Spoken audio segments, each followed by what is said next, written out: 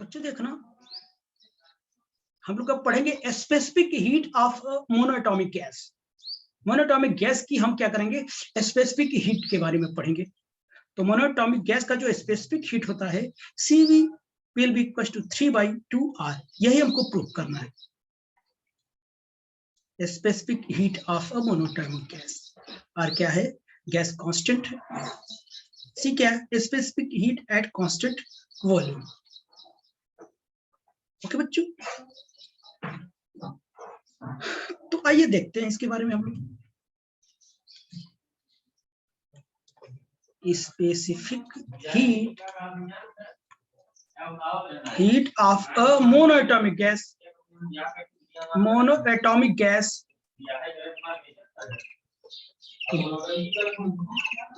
तो देखना, monoatomic gas, तो यहां पे देखना हम लोग, the molecules of a monoatomic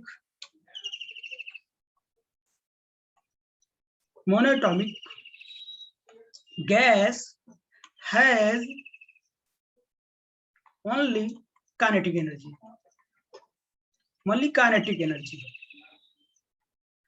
यानी molecules of monoatomic gas has only kinetic energy।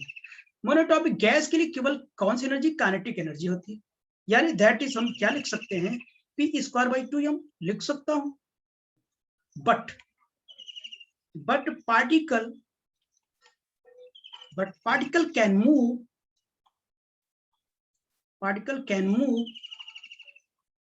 anywhere in 3D, particle कहीं भी 3D में घूम सकता है। तो जब कहीं भी किसी भी पॉसिबल डायरेक्शन में, तो टोटल एनर्जी कितनी हो जाएगी, Px²/2m plus Py²/2m plus Pz²/2m, ठीक है ना, ये पूरी एनर्जी हो जाएगी। तब बताइए, according to equipartition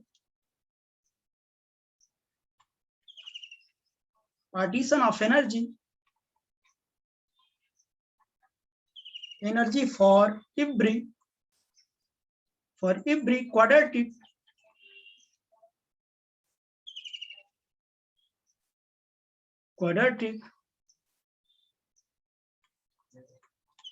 quadratic function, the corresponding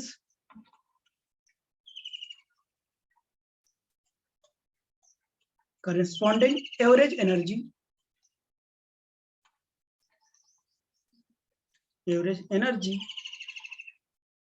इस कितनी होगी, तो half KT plus half KT plus half KT।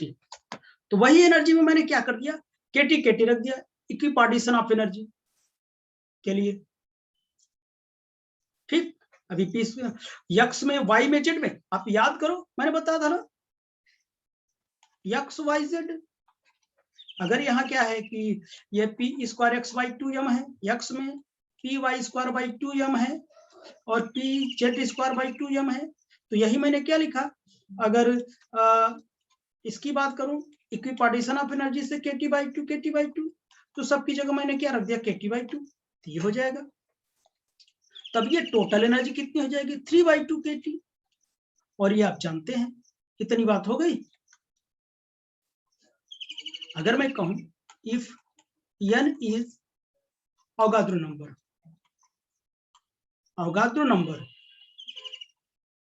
अगर n क्या है, अवोगाद्रो नंबर है, तब मैं लिख सकता हूं E bar will be equal to, कितना हो जाएगा, 3/2 n KT, 3/2 n KT। और आप जानते हैं R will be equal to NK होता है, NK। तो इसकी जगह मैं उस टर्म में भी लिख सकता हूं, R के भी टर्म में, E will be equal to कितना, 3/2 RT, यानी गैस कांस्टेंट के भी टर्म में मैंने लिख दिया। ठीक, R क्या है? Gas constant, universal gas constant, universal gas constant. ठीक, अब बताइए, तो CV मुझे चाहिए, specific heat, specific heat. CV will be equal to होता क्या है?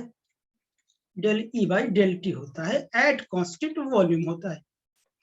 तो बताइए, हम इसको E की वैल्यू पता है, डिफरेंशिएट कर दो, del by del T 3/2 RT, differentiate करोगे तो क्या हो जाएगा? T का 1 हो जाएगा।